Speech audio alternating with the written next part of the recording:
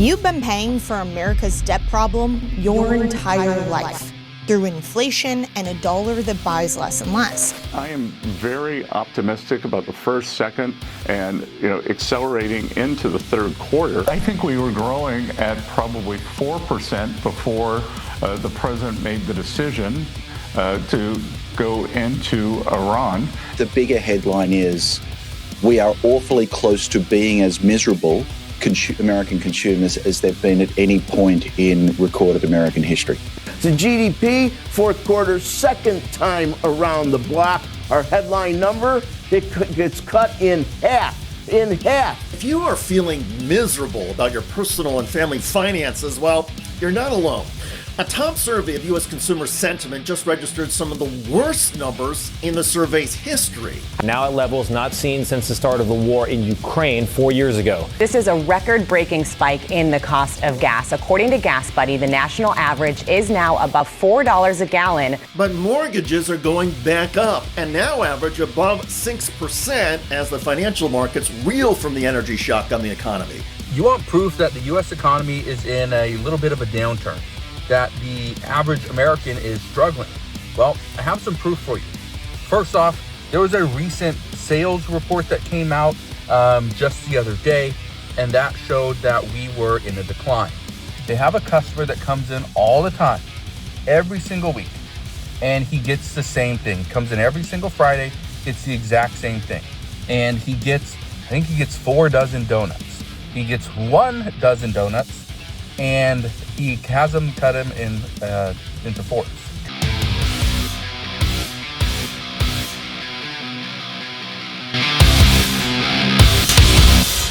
Well, hey, this is Hard Basis. I'm Clint Allen, and America, we need to talk. I'm here to tell you. The warning signs are flashing red. I don't care who you are, even if you can afford this economy, it's costing you more. Politicians are out there bullshitting us, saying that, oh, the economy is great. Oh, it's turning around. You wait. Oh, boy, it's just going to be gangbangers. Yet Americans are looking at their bank accounts, looking at their grocery bills, looking at their utility bills, looking at their fuel bills, and are seeing a different story. The real story. The Iran conflict, which was supposed to be a couple weeks, now looks like it's going to be a multi-year war going on, and the American government, Mr. Trump, is going to have to walk out of it with his tail between his legs. And I'm not for either side. I'm not a Democrat. I'm not a Republican. I'm just saying that this man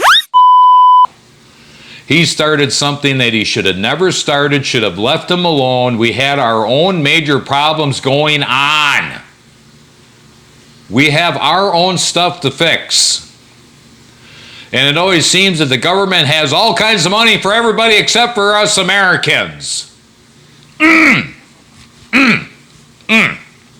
Today we're breaking down the economic pressures that are hitting Americans and the sad retail report that just came out that tells the true story that no politician can sit there and lie about.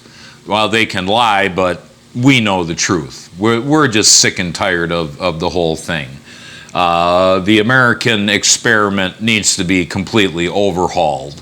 We need to get people in there who are not corrupt. The July report showed and was expected to be this glossy, beautiful economy going on, but underneath it cracked. It fell through. The bridge fell down into the river.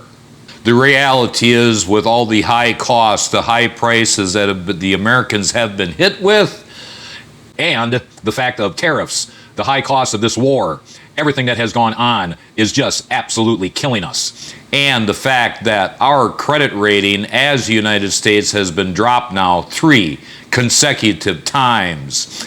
And the world is walking away from our bonds. And now they're trying to come up with creative ways for the bondholders to get their money and still keep on holding the bonds. Does it any indication that we're in knee-deep shit? and sinking fast. The question is, are we looking at a temporary economic slowdown, or are we looking at a major fault in the United States financial system? Everything keeps on going up because of inflation and the dollar value being down. Don't be told anything else by any other news source. That is the fact. The biggest economic problems don't start with an economic crash.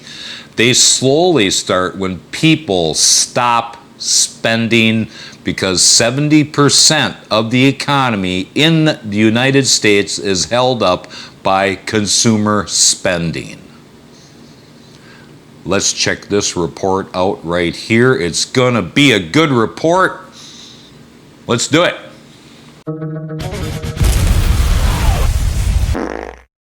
On Friday morning, the government dropped a retail sales number that missed every single economist's forecasts, and most of Wall Street barely blinked.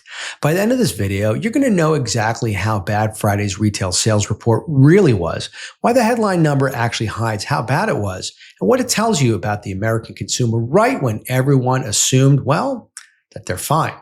Here's where everyone's head was walking into this week. Inflation is cooling. The stock market just hit a record high. The story everywhere has been soft landing, soft landing, soft landing. I've heard it so many times. And soft landing only works if the consumer keeps spending. So the whole story quietly assumes one thing, that the person swiping the card at the register is still fine. I was in the elevator heading up to my office right as the number hit my phone at 8:30 a.m. on Friday, and I watched the doors open on a floor that had no idea what had just landed. Retail sales for July came in down 0.6% from June. Economists expected a gain of about 0.1%.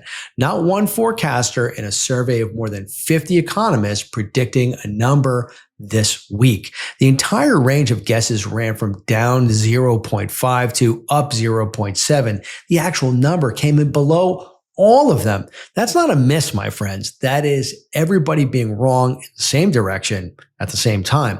And it's not a small miss either. This is the biggest 1 month drop in retail sales in more than a year. You have to go back to the start of last year to find a month this week. Now, here's why the headline number is actually the nicest way to tell this not so nice story. Strip out autos and the number is still down 0.3%. Again, against expectations for a gain. Strip out autos and gas too, and it's still negative. And the number that economists actually use to estimate how much consumers are adding to economic growth, called the control group, fell 0.4% against an expected gain of 0.3%. That same control group number for June got quietly revised down also from a gain of 0.5% to a gain of 0.4%. So this isn't just 1 weak month sitting next to a strong month. The month behind it got worse too once the revisions came in. Look at where the damage actually showed up. Let's have a look. Car sales fell 1.8%, the biggest single drag, but there's the one that should actually get your attention. Online and other non-store retailers, you know what that is. The part of this economy that has basically only gone up for years fell 2.2%. That's not a rounding error, my friends. That's discretionary online shopping getting pulled back hard in a single month. And gas station sales fell 0.9%, even though pump prices were still sitting well above where they were earlier in the year. And the dollar amount spent at the pump goes down while the price per gallon is still elevated. Well, that means people are actually buying less gas. They drove less. That's real behavior changing, not just the price effect. In dollar terms, total retail sales fell from $768.1 billion in June to $763.6 billion in July. That's real money that didn't get spent. I want you to hear those numbers because, again, it's real numbers. That's roughly $4.5 billion that would have otherwise shown up in somebody's register. It's not just an abstract percentage somewhere on an economist's computer. Here's my read on why. April and May were unusually strong months for retail, months where a lot of households had tax refund cash sitting in their accounts, and they probably spent it. That's a one-time boost. That's a new baseline. It's not a new baseline, sorry. Once that refund money gets spent down, spending has to come back down to whatever people are actually earning. Yeah, and right there we have it. At the register, swiping their card, okay? People's cards are full. That's why these credit card companies are showing these big, massive profits, because money has stopped going out and interest in large amounts have come back in and keep on coming back in, even with the amount of delinquencies that they have. Retail sales down. Do we include 4th of July in that? All of the, explosives that were sold? Is that in that record? I know around here people filled up their credit cards because holy balls. America's 250th, It took us 250 years to get a government as shitty as ours. Revisions. There's always revisions.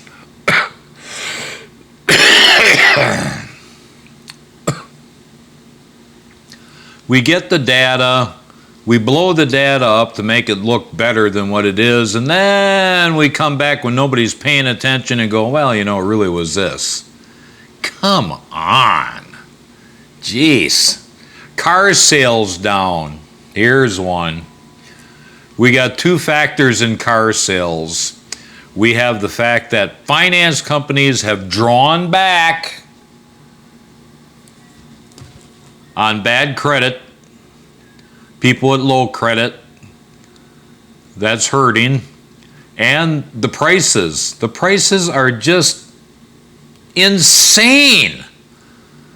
I was looking at a Yukon Denali XL Platinum or Ultimate Edition.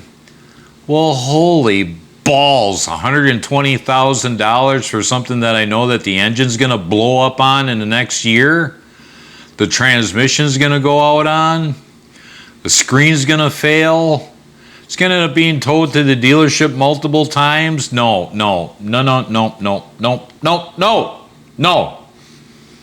I will go to Facebook Marketplace, find something I got to tow out of somebody's backyard. I will fix it. That way I know the damn thing will work when I start using it. And that's it. No payments. None. Here's one coming up for you. Check this one out. On war. And when it comes to that war, Trump insisted yesterday that he wouldn't apologize for its cost on Americans. So I just say this.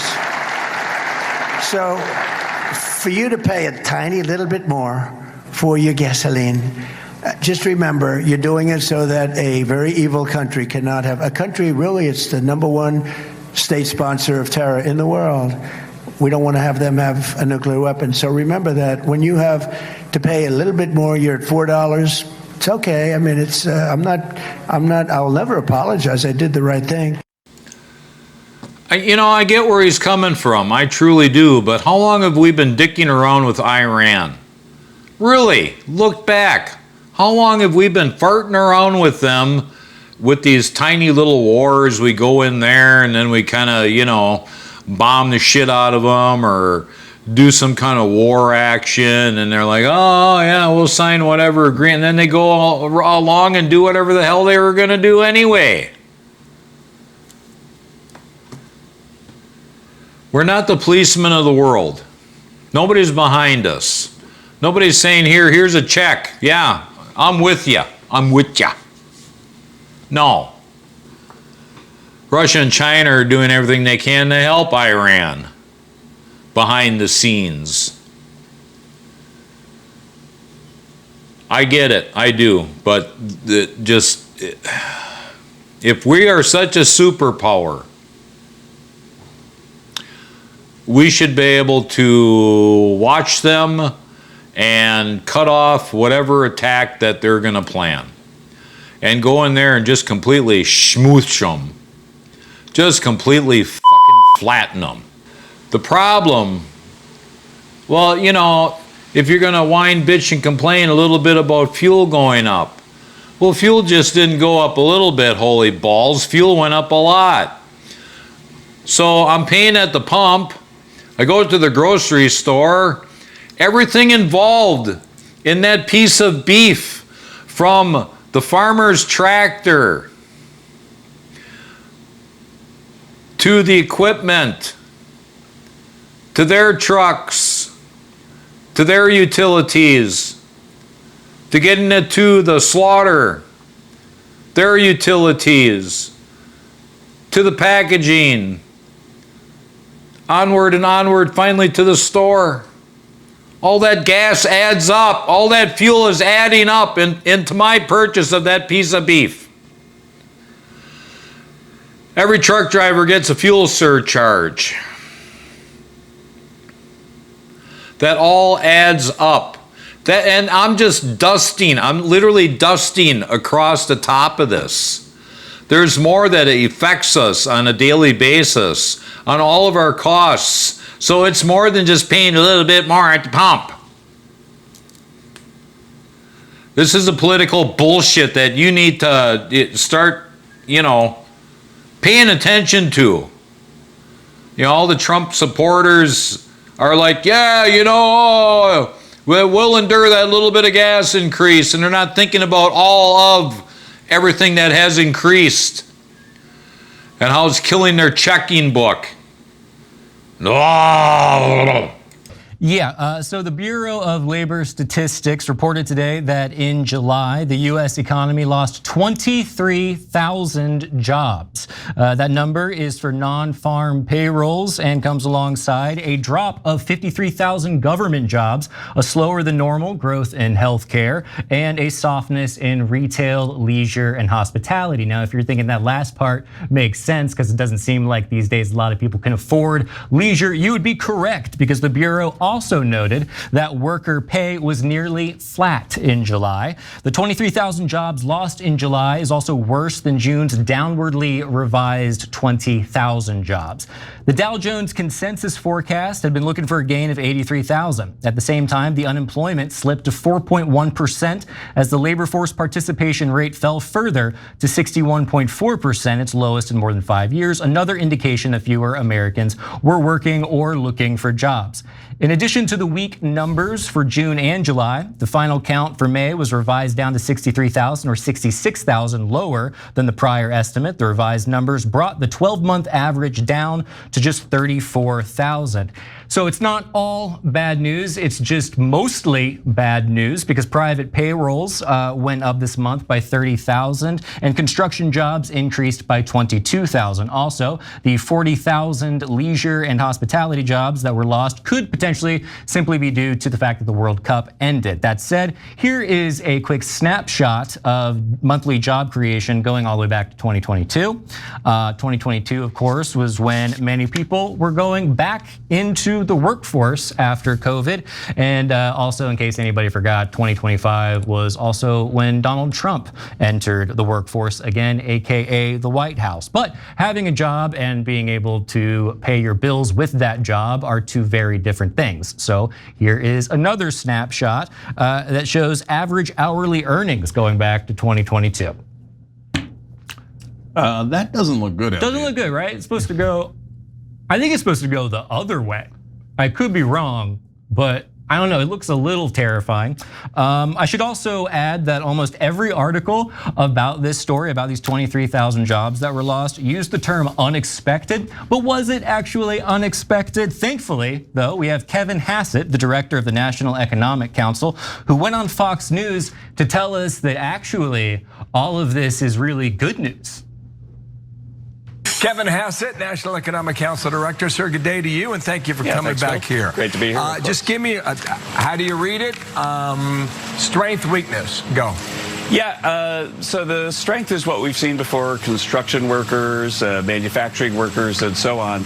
The weakness in this number were really just two things: government workers and a sort of rebound from all the employment we got from the World Cup, because the World Cup was ending. And so if you throw out the World Cup and the government workers, we actually had a number that was about plus 100,000. Okay, well, there you have it. There's nothing to worry about. If you just ignore all of the lost jobs, there's actually a lot of jobs. Like if I ignore the millions of dollars I don't have, I'm actually kind of a multimillionaire, and that's the kind of math ain't mathin' that we've come to expect from Trump's top economic advisor, who is the same guy who said recently that the American economy is doing great because Americans are putting so much on credit cards. He also said even more recently that if you put a data center in a sleepy town, there's going to be a whole lot of happy residents there. So Cenk, this guy has been making the rounds, trying his best to explain how this is all actually good. He's blamed the fact that there were some snow days and that extended the school year, which means that a lot of the teachers lost their jobs in July rather than June, even though I didn't know teachers were fired during the summer. And then of course there's the World Cup thing. And he also mentioned that, well, now since the border's so secure, there's not as many illegals flooding into the country. But I thought the whole point was that the illegals were taking our jobs. So I'm a little confused here. Watch out, they gotcha. All right, 23,000 jobs lost, okay? You know how many Americans are employed throughout the United 50? 23,000 is a drop in the buck. There is a difference. Well, when a Republican's in office, a Democratic channel like that is going to make a jobs report like that look like the whole world just came to an end, okay? Everybody's unemployed in the United States. It's the worst thing that has ever happened. Same thing if a Democrat's in, the Republican side does the same thing. Right-leaning channels do the same thing. It's all a game, okay? And it's rather hilarious, but 23,000 jobs lost is nothing to even cry about. That shit happens. Just like AI is going to take all of our jobs. Then all of a sudden they had the feel-good videos and TV reports come out going, well, AI isn't working out, so they're hiring people back. I assure you, AI is in full steam along with robotics.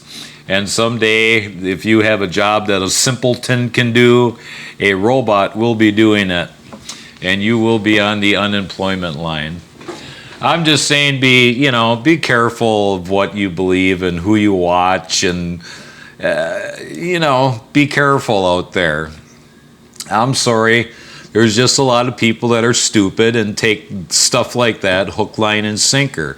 It's all scripted. It's all meant to be against the Republican Party. Come on, wake up here. Cancel all my memberships. No more Netflix, Hulu, no more nothing. I'ma just watch The Wall. No more Apple Music. I'ma just listen to myself talk. No more gym. I'ma just do push-ups, sit-ups, and squats on the goddamn floor, bro. Bro, getting hot as hell. Like, I got a notification yesterday in my email from Apple saying that they increased my Apple Music bill $12 a month. But that shit used to be $9 a month, gang. I can't keep doing this no more. I look up, Apple done took some money out of my account. A price increase on some. Went to go get some hibachi yesterday. They put on the intercom that they increased their prices. On my soul. Same I used to get for $10.96, $15 now. I can't. No, I'm not even finna eat food no more. I'm finna just start eating the skin off my body. So I've come to the conclusion that I'm probably never gonna work again. This job market is fucking awful. Even with the amount of experience that I have, places I've worked, resume is pretty good, and I can't even get a fuck you email No follow-ups for interviews, nothing like that. Had one offer, was terrible, had to turn it down. Interviewed with like 3 or 4 other companies, didn't get selected. Job market's absolute shit, and it's horrible. So yeah, I've just come to the conclusion that I'm probably never going to work again. I don't even think these jobs are real that they're posting, because, you know, like I said, you don't hear shit back, anything like that. So it almost just feels like it's a big waste of time anymore. So yeah, just had to get that off my chest. So what's the plan when nobody has anything to lose? Because as far as I'm concerned, there's so many people opting out of having kids.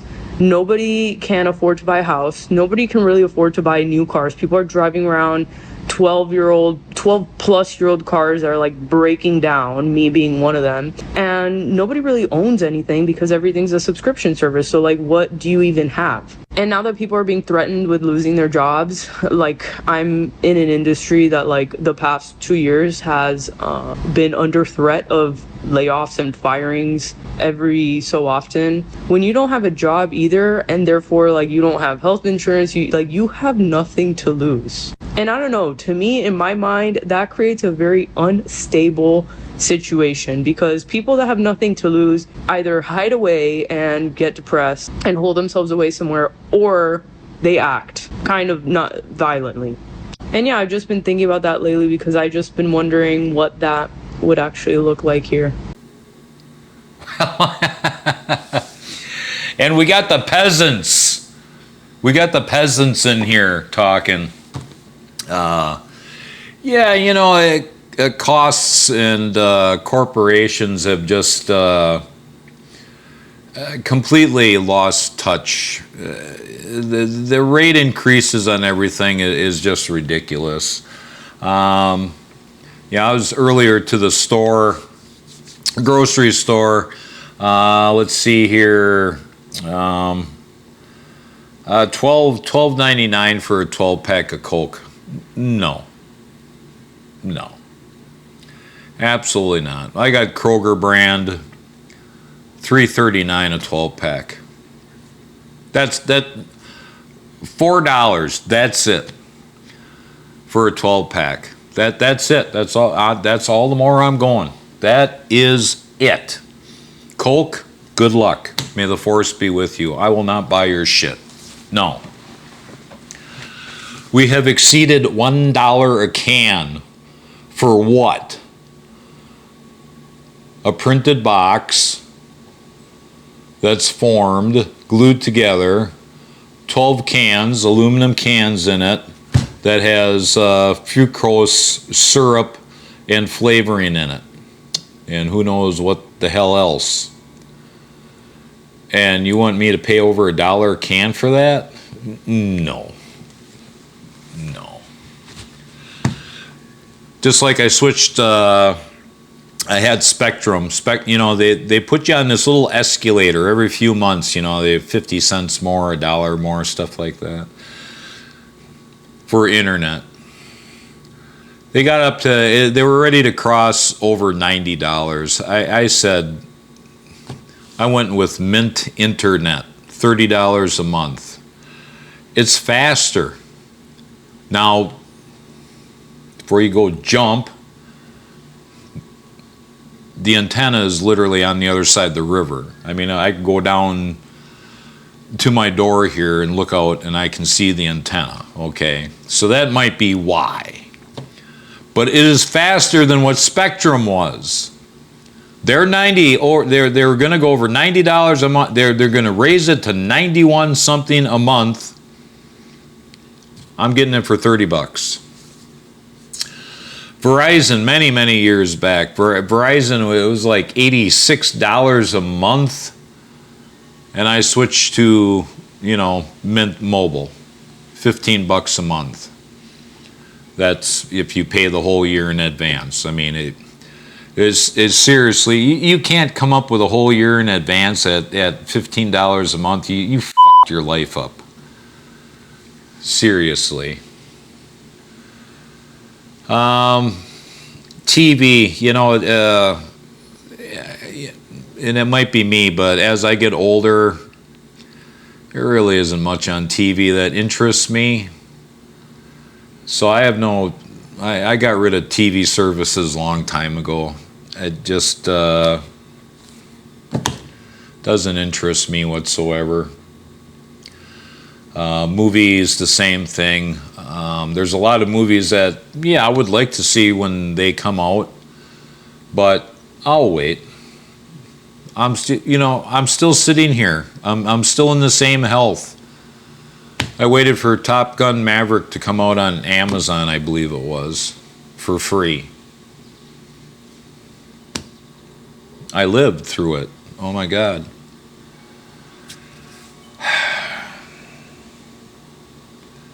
New vehicles, higher end apartments. Why? I mean, think about it, really, why?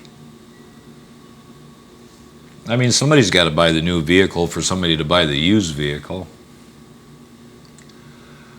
But really, in the end, why? If you're of average means or below average means for income, why? You're not saving any money in servicing. It seems that brand new vehicles need more servicing than used vehicles. The Yukon story. I mean, $120,000? No. Well, anyways, hope you got something out of this, and we will see you on the next one.